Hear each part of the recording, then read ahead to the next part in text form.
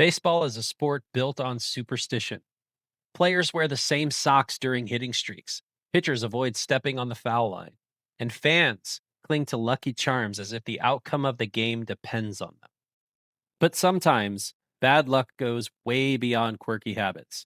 Sometimes, it feels like entire teams are haunted. This isn't just losing, this is collapse after collapse, heartbreak after heartbreak, decades of pain that leave fan bases wondering if something supernatural is at play. Today, we're looking at the most cursed teams and seasons in baseball history. And it all started with Babe Ruth. In 1919, the Boston Red Sox, once the kings of baseball with 5 championships in the early 1900s, sold Ruth to the New York Yankees for $100,000. Why, you ask?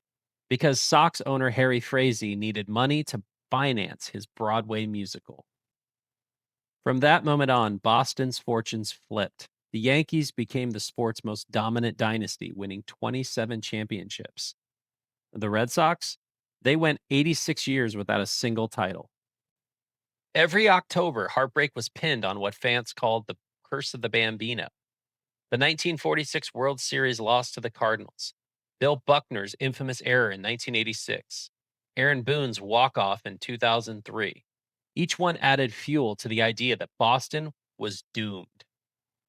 It wasn't until 2004 when the Sox staged their legendary comeback from 3-0 down against the Yankees in the ALCS that the curse was finally broken. That title run didn't just win a championship, it exorcised nearly a century of demons. If Boston's curse was dramatic, the Chicago Cubs was downright bizarre.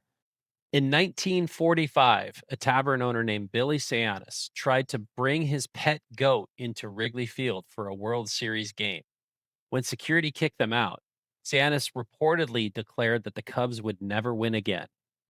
And for the next 71 years, it seemed like he was right. The Cubs became baseball's lovable losers, a team defined more by heartbreak than triumph.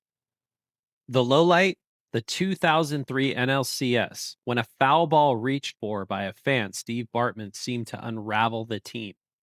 One play, one moment, and the Cubs collapsed, blowing their chance at the pennant. Fans didn't just blame the players, they blamed the curse.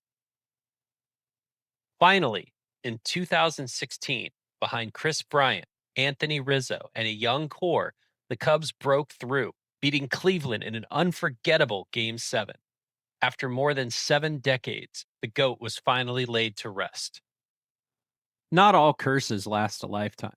Sometimes they play out over a single brutal season. Take the 2007 Mets.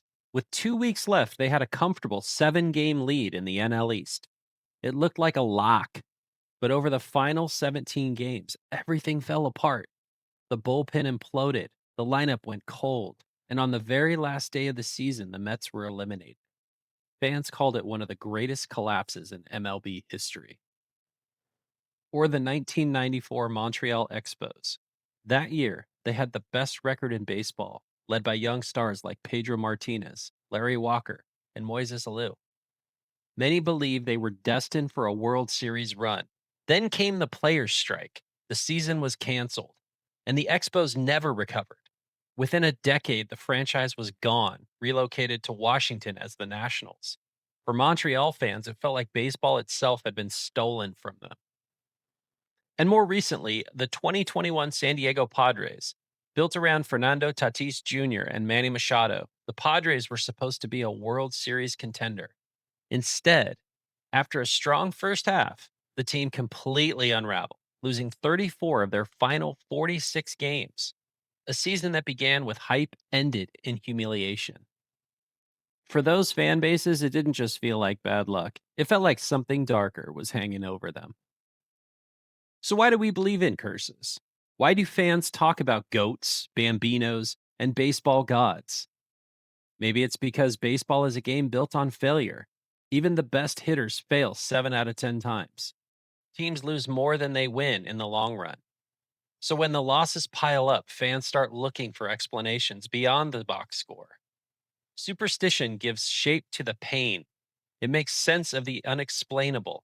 It gives fans something to blame, even if it's just a goat that never got into a ball game. From goats to bambinos, from strikes to collapses, baseball has always carried a touch of the supernatural. Maybe it's all coincidence. Or maybe the game really is haunted. What do you think? Do you believe in curses? Or are they just stories we tell to cope with heartbreak?